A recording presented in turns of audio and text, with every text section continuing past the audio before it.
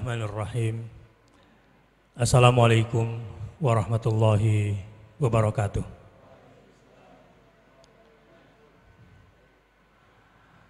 Alhamdulillahilladzi ja'ala syahr ramadhana syahrus siyami wal qiyami lil mu'minin. Wa ja'ala syahr ramadhana syahrun unzila fihi al-Qur'an. Al-Qur'anu hudan lin-nasi wa bayyinatin minal huda wal furqan. Asyhadu an la ilaha illallah wa asyhadu anna Muhammadar Rasulullah. Allahumma shalli ala Muhammadin wa alihi wa sahbihi ajma'in wa ba'd. Subhanaka la ilma lana illa ma 'allamtana innaka antal alimul hakim. Separuh bulan puasa sudah kita lewati. Di pertengahan seperti ini ada bagusnya kalau kita kemudian evaluasi. Evaluasi dengan tujuan menemukan di mana titik lemah dan titik kuat. Di mana potensi kita bisa mengembangkan dan di mana ancaman yang harus kita tutup.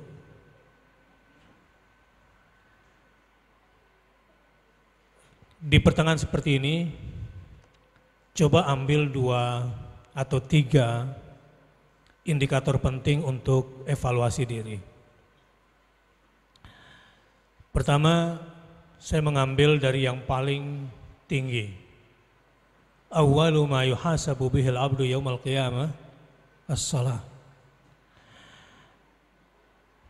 Puncak apa yang indikator tertinggi yang akan dijadikan sebagai acuan seseorang nanti sukses atau tidak dalam hidupnya adalah salatnya. Yang kedua, indikator yang bisa kita jadikan sebagai saran evaluasi adalah muraqabatullah, kebersamaan dan kesadaran akan pengawasan dengan Allah Subhanahu wa taala. Kenapa? Sebab ini yang menjadi penilaian Allah selama kita saum, fa innahu li wa ana ajzi bih. Saya berpikir untuk menjadikan ini sebagai indikator evaluasi dan melakukan lompatan yang lebih besar lagi supaya saum kita lebih berkualitas. Puasa itu milikku dan aku sendiri yang akan memberikan balasannya. Seakan-akan di sini Allah bahkan tidak meridhoi malaikat suci, malaikat-malaikat yang dipercayanya itu pun mengambil alih dalam menilai saum ini. Lebih dari itu, saya merasakan bahwa dari tadabbur hadis tadi, Allah yang akan mengukur sendiri tingkat kesadaran kita dalam mengagungkan, dalam membesarkan Allah Subhanahu wa taala di dalam hati. Nah, ini ukurannya cuma Allah sendiri. Malaikat tidak bisa menjangkau wilayah ini. Ini wilayah privasi yang akan diukur oleh Allah Subhanahu wa taala dari kita adalah tingkat pengagungan kita kepada Allah dan tingkat kesenangan Allah terhadap kita, tingkat kecintaan Allah terhadap diri kita. Dan ini memang hubungan yang sifatnya sangat-sangat individual, personal sekali, privasi sekali kita dengan Allah Subhanahu wa taala. Yang saya simpulkan menjadi satu kata muraqabah. Muraqabah atau pengawasan Allah Subhanahu wa taala. Yang ketiga, yang bisa dijadikan indikasi adalah Al-Quran tentunya. Tapi bukan Quran yang dihatamkan semata, tetapi sejauh mana koneksitas hubungan kita dalam berkomunikasi dengan Allah di tengah kedekatan kita dengan Allah Subhanahu wa taala. Kira-kira simpelnya begini. Al-Quran ini adalah sarana komunikasi kita dengan Allah.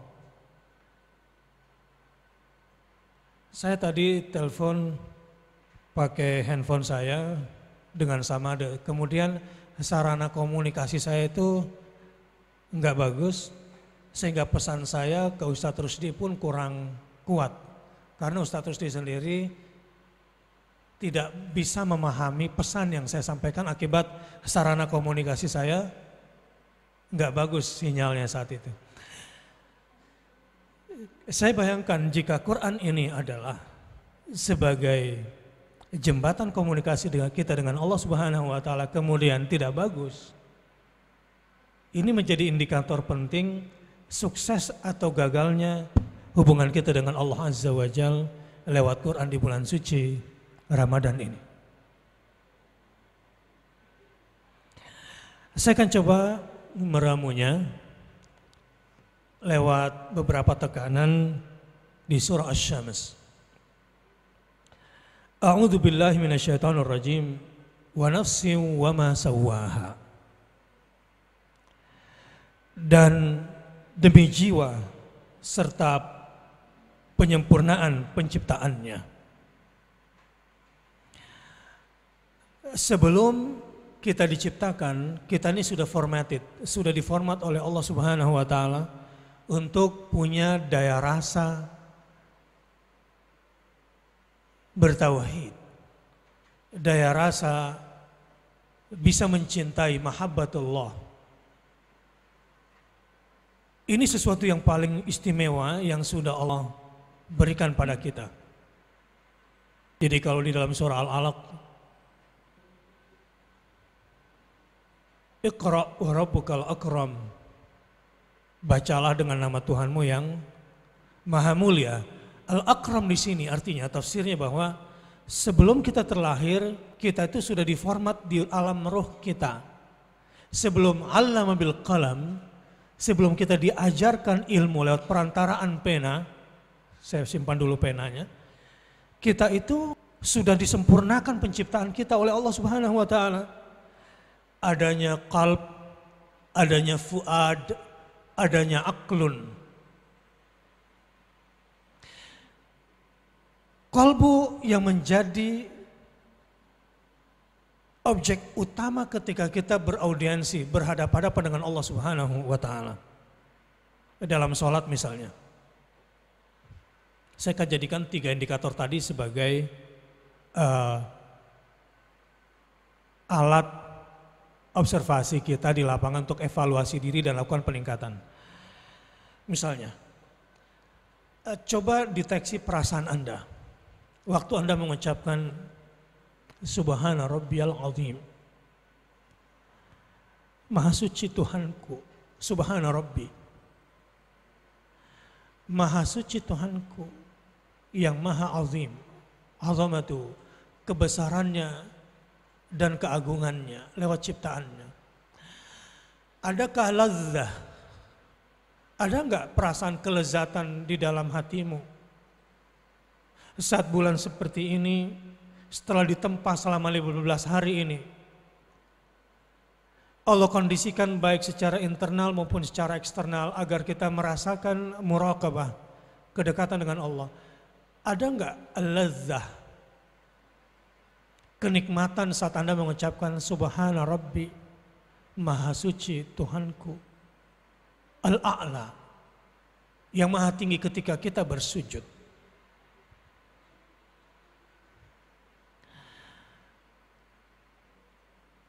Adalah Rabi'ah Al-Aslami yang berkata begini, Kuntu abitu ma'a Rasulillahi sallallahu alaihi wasallam fa'ataitu biwudu'ihi wa hajatihi. Faqala sal. Qultu as'aluka murafaqataka fil jannah. Faqala aghayra dhalik. Faqultu huwa dhak. Faqala a'inni ala nafsi bikasrati sujud.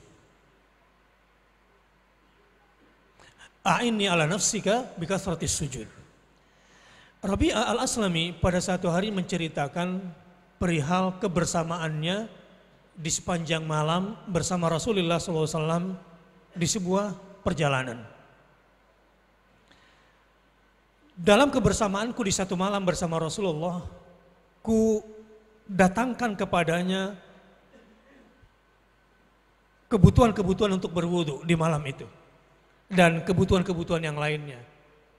Lihat bagaimana Rabi'ah al-Aslami yang di hatinya ada kekhusyuan, muraqabatullah dan kerinduan untuk berjumpa dengan Allah Subhanahu wa taala lewat amal saleh yang wasilahnya adalah Rasulullah SAW, yang perantaranya adalah Rasulullah SAW. Sangat tepat sekali. Jadi penggambaran kondisi ini, tadabbur saya mengatakan bahwa yang dibawakan ke Rasulullah bukan makanan tetapi perlengkapan wudhunya untuk berhadapan dengan Allah Subhanahu wa taala. Jadi dia semacam sedang menservis Rasulullah dalam rangka berhadapan-hadapan dengan kekasihnya Allah Azza wa Jalla.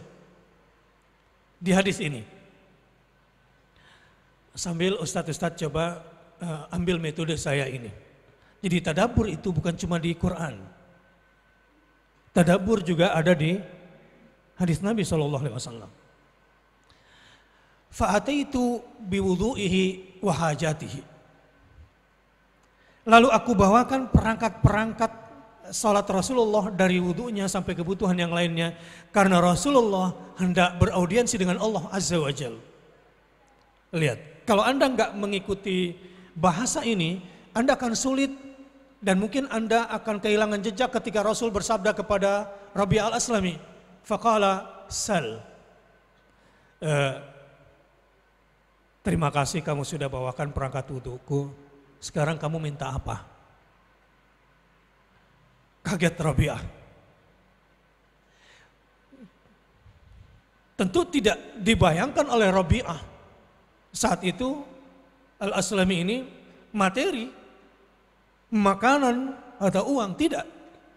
Karena dia tahu kondisi Rasulullah SAW akan berhadapan dengan Allah Subhanahu wa taala. Dan ada garansi dari Rasulullah bahwa apa yang kamu minta akan kumintakan kepada Allah Subhanahu wa taala. Dan demi Allah, apapun yang sedang Anda butuhkan di bulan suci Ramadan, persoalan apapun yang sedang membebani Anda di bulan suci Ramadan, salat, bangun hubunganmu dengan Allah Azza wa Jalla, semuanya di situ pintunya. Bukan pada orang kaya, bukan pada pejabat, bukan kepada orang kuat, bukan kepada siapapun. Tapi bangun hubunganmu dengan salat. Di situ pintunya. Ketika kamu sudah berdekat-dekatan dengan Allah Azza wa Jalla, dan ini bulan di mana rahmat betul-betul terlimpah, jangan lewatkan kesempatan ini, salatmu.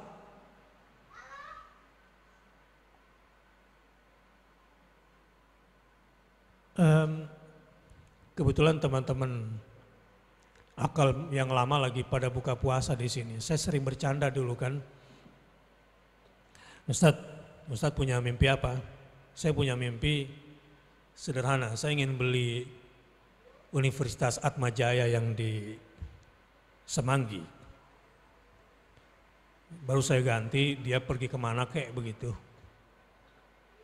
Kemudian saya pindahin akal tebet ini ke Atmajaya. Senang aja gitu kalau sudah bisa lebih bagus dari orang kafir dalam berbuat.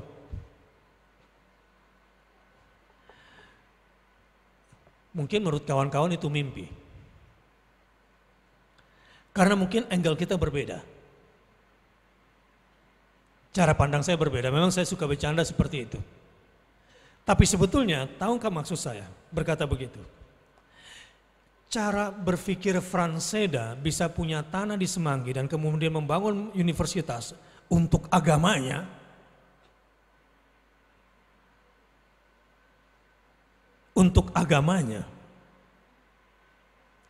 Cara berpikir Franseda bisa punya tanah di Semanggi untuk agamanya, saya harus lebih jauh visi saya ketimbang dia. Kalau begitu doang kira-kira mimpi enggak? Enggak. Sesuatu yang biasa saja kan? Dia manusia, saya juga manusia, dia makan nasi, saya juga makan nasi.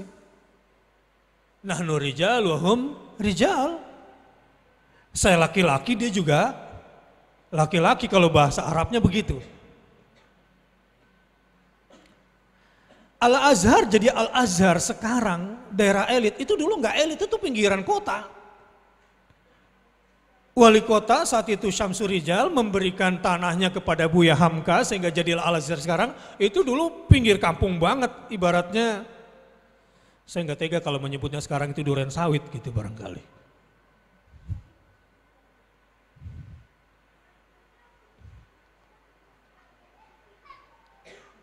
Tapi duren sawit dibanding Al-Azhar yang dulu mungkin lebih bagus dikit lah mas. Gitu. Jadi nggak terlalu kampung banget. Mungkin ceger kali gambarannya.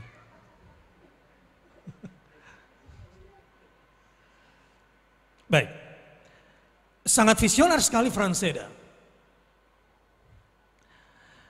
dari sisi agama dia. Tapi sekarang sebetulnya kalau saya masih mimpi semanggi berarti gue nggak lebih maju dari dia kalau dari sisi materi. Nggak usah kaget dan nggak penting-penting banget gitu loh. Ustadz mau pakai tanah saya nggak yang di samping Marriott?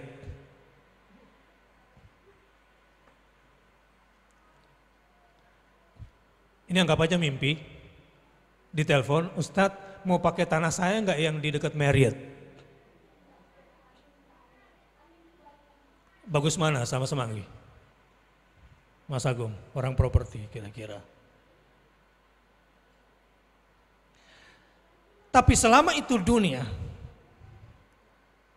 selama itu cuma dalam tataran materi, dan selama yang menjanjikan itu manusia, sebaiknya putus asa di awal sebelum putus asa di akhir. Karena yang paling bagus pemberiannya, yang paling sempurna pemberiannya, dan yang paling tulus pemberiannya, dan yang paling tepat janjinya siapa? Allah. Maksud saya adalah naif kalau si Bakhtiar sampai sekarang masih dianggap bagus kalau pengen Semanggi itu. Karena itu kawasan yang orang kantor banyak menghindarinya sekarang. Susah ngaji ke situ. Nah, bagaimana caranya agar Anda bisa mencapai mimpi-mimpi besar Anda? Agar Anda bisa mendapatkan sesuatu yang ingin Anda harapkan, pintunya adalah salatmu itu. Al-Aslami kemudian seperti berbinar-binar matanya. Kagum. Diam-diam nih anak-anak nih belakangan pada ngintilin terus nih gara-gara RCTI kali itu. Tapi saya biarkan mereka, jangan marah, jangan marahi. Lebih baik mereka ngefans gitu ya sama guru ngaji ketimbang mereka ngefansnya ke Cowboy Junior gitu. Biarin aja. Seakan-akan saya pura-pura nggak tahu begitu. Biarin, karena itu proses. Dan itu rezeki dari Allah. Akhirnya ya saya dikenal sama anak-anak di kesempatan begitu. Baik. Ketika Rabi'ah Al-Aslami ditawarkan sel, kamu minta saya mendoakan apa kepada Allah buat kamu? Allah sesuatu yang sangat agung. Lihat, jiwa-jiwa yang menggelora itu. Tapi saya tidak tahu kalau Ustadz ini kemudian menjelaskan tidak tadabbur begini, kira-kira lari kemana pikirannya. menjelaskan kata sal, minta kepadaku. Artinya ketika ustadz-ustadz berjuang bersama saya di akal sini, sayang banget kalau masih dunia capaiannya, tapi saya maklumi apalagi masih jomblo pula begitu ya. Memang agak berat untuk masuk ke alam ini. Tetapi let me, jadi beri kesempatan kepada saya untuk menutup telinga kalian, untuk menutup mata kalian dulu terhadap dunia. Lihat saja. Lihat saja ke depan, apa yang dijanjikan Allah itu lebih pasti. Walau saya juga tahu kondisi kalian harus makan, punya ongkos, butuh kontrakan, tapi sabarlah, sabar. Saya juga seperti itu dulunya. Betapa berbinar-binarnya mata Rabi'ah al-Adawiyah, tapi lihat apa yang diminta Rabi'ah al-Aslami, maksud saya. Rabi'ah al-Aslami ini apa yang dimintanya dari Rasulullah SAW? Fakultu as'aluk murafaqataka fil jannah. Allah, aku minta agar aku bisa menemani engkau lagi seperti malam ini ketika engkau akan berhadapan dengan Allah Subhanahu wa taala. Begitu juga kondisiku nanti bersamamu ketika engkau akan berhadapan dengan Allah Subhanahu wa taala di surga. Aku ingin bersamamu di surga ya Rasulullah ketika engkau berhadapan dengan Allah Azza wa Jalla. Seperti malam ini aku datangkan kepentingan wudu'mu dan engkau akan berhadapan dengan Allah Subhanahu wa taala. Allah, hanya jiwa-jiwa yang suci, hanya jiwa-jiwa yang agung yang punya permintaan yang begini hebat. Rasulullah seperti terkesan meragukan permintaan Rabi'ah al-Aslami ini. Lalu Rasulullah mencoba meng-cross check dengan sebuah pertanyaan. Faqala aw ghairu dzalik. Apa ada yang lain? Kira-kira begitu bahasa Rasulullah. Mungkin Rasulullah sambil berwudu dan kagum dengan orang secara personal dengan Rasulullah SAW.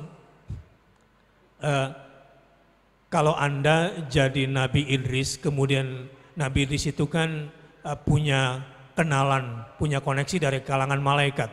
Seandainya Anda seperti Nabi Idris, kira-kira minta apa? Nabi Idris punya kenalan malaikat, kira-kira Anda minta apa dari Nabi Idris? Kalau Anda jadi Nabi Idris, maksud saya, Anda menginginkan apa dari malaikat? Tapi Anda sudah tahu ceritanya Nabi Idris minta apa? Minta dikenalkan dengan Israel. Dan akhirnya dicabut nyawanya di langit yang keempat.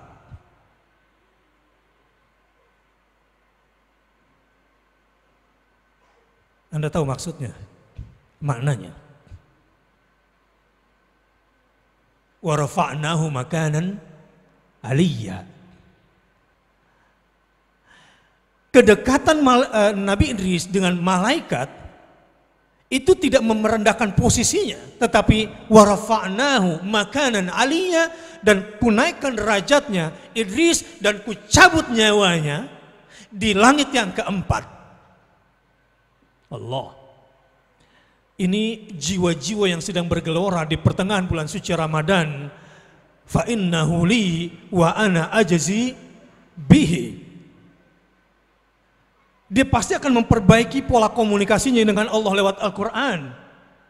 Bayangkan kalau dari Al-Quran dia kemudian macet, mana mungkin dia bisa berkomunikasi dengan Allah di bulan suci Ramadan, dan ini adalah Quran, bulannya Al-Quranul Karim. Saya kembali kepada kisah Rabi'ah al-Aslami. Tahu ketika Rasul bertanya apakah ada permintaan lain, faqala aw ghairu dzalik, faqultu huwa dzak. Huwa dzak.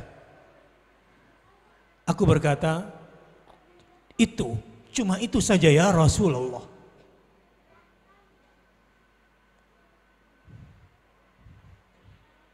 Anda masih ingat kisah orang Badui yang ikut hijrah bersama Rasulullah sampai kemudian di Madinah berperang dan dapat ghanimah? Kemudian separuh ghanimah dibagikan kepada yang ikut berperang.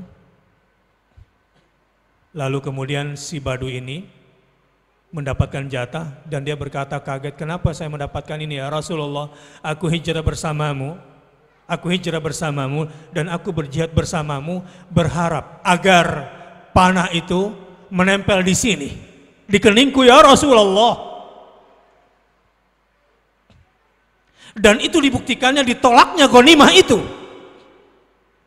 Allah, hanya jiwa-jiwa yang agung, yang sungguh-sungguh yang berjuang di jalan Allah, yang punya mentalitas seperti itu, walaupun Badui dia lebih berharga daripada kiai barangkali, daripada profesor, daripada ustadz.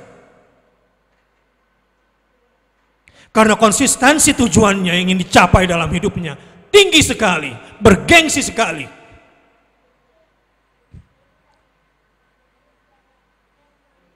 Sampai pada akhirnya di sebuah peperangan, salah satu jenazah yang akan disolatkan oleh Rasulullah SAW, ternyata jenazah orang ini, dan ternyata benar ketika dibuka tutupnya, panah menancap di kening yang dia tunjuk ketika dia menolak ghanimah, dan terbukti. Karena itu turunlah ayat rijalun sodaku ma'ahadullah alaih. Di antara mereka adalah laki-laki yang membuktikan janjinya, kesetiaannya kepada Rasulullah SAW. Ditolaknya ghanimah, tertancapnya panah di kening, dan akhirnya Rasulullah SAW yang menyolatkan dia. As'aluka murafaqataka fil jannah. Rabi'ah al-Aslami minta itu saja, ya Rasulullah, tolong minta kepada Allah agar aku bisa menemanimu kembali di surga. Tentu maksudnya ketika seperti hari ini engkau sholat, seperti itu pula nanti ketika berhadapan dengan Allah Subhanahu wa ta'ala. Apa kata Rasulullah sebagai penutup pada malam hari ini? A'inni ala nafsika bikathratis sujud. Kalau begitu, agar aku bisa mengajak kamu dan kamu jadi temanku di surga, tolong aku. Tolong aku lewat dirimu. Kamu harus memperbanyak sujud. Sujud. Tadi saya tanya sederhana sekali. Di malam keberapa sekarang Ramadan ini? Malam 15, malam pertengahan ini. Ketika Anda membaca Subhana Rabbiyal A'la, Subhana Rabbiyal A'la, Subhana Rabbiyal A'la. Hubungan terdekat seorang hamba dengan Allah Subhanahu wa ta'ala adalah kala sujudnya. Kala sujudnya. Itu hubungan terdekat seorang hamba dengan Allah Azza wa Jalla. Kala sujudnya. Ketika hubungan terdekat itu telah terjalin, kemudian Anda mengucapkan sebuah kata-kata indah yang Allah ajarkan, baca itu lewat lisan Rasulullah SAW. Subhana Rabbi, Maha suci Tuhanku Al-A'la, yang maha tinggi. Subhana Rabbi Al-A'la. Adakah kelezatan di hatimu saat mengucapkan kata-kata itu?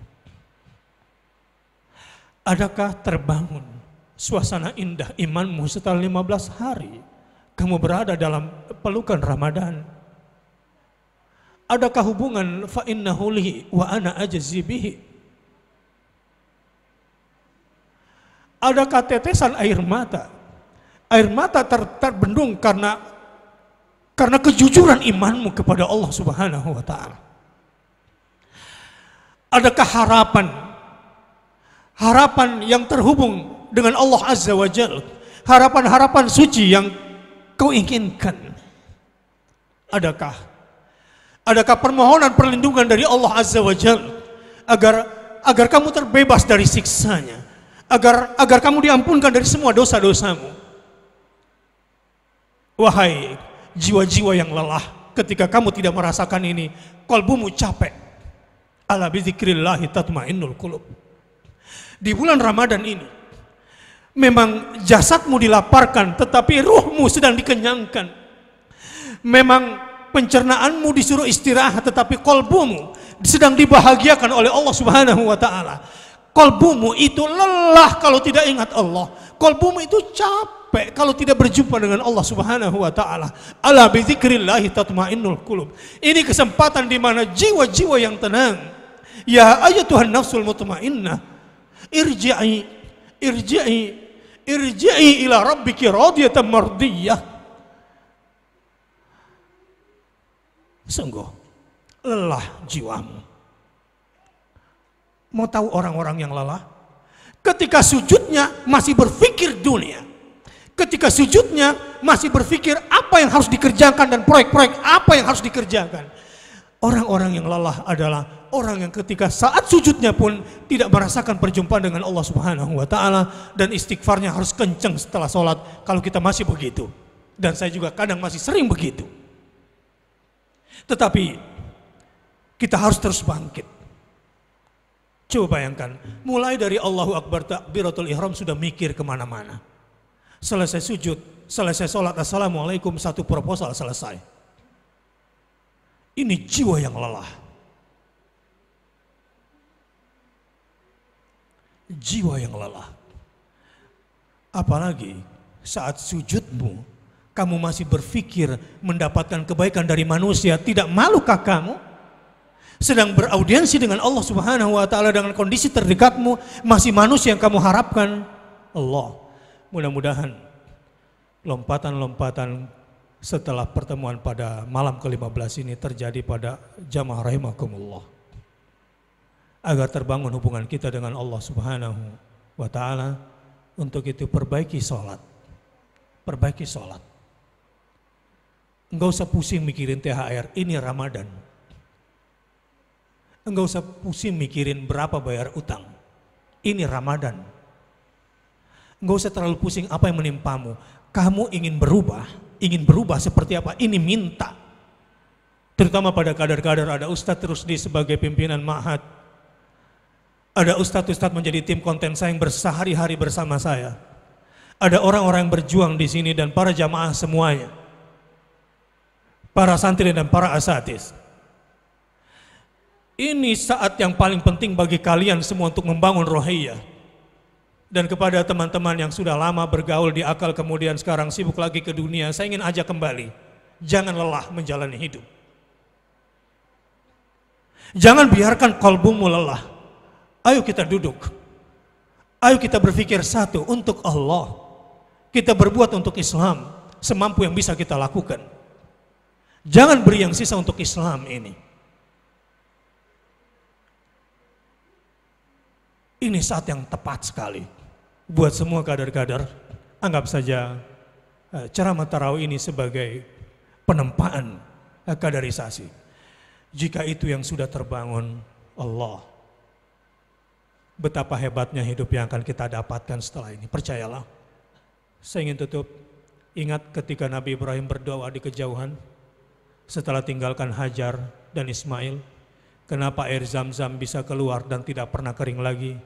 Rabbi ja'alni muqimas salati wa min dzurriyyati Rabbana wa taqabbal doa. Itu yang dibaca oleh Ibrahim. Itu doa yang dibaca oleh Ibrahim. Salat, memperbaiki salat. Dan kemudian Quran, perbaiki Quranmu. Coba saya hujamkan sekali lagi. Simpel saja. Quran ini adalah sarana komunikasi kita dengan Allah. Sekarang kalau kita baca ini pun kemudian seperti handphone yang ngehang, apakah bisa pesan itu sampai?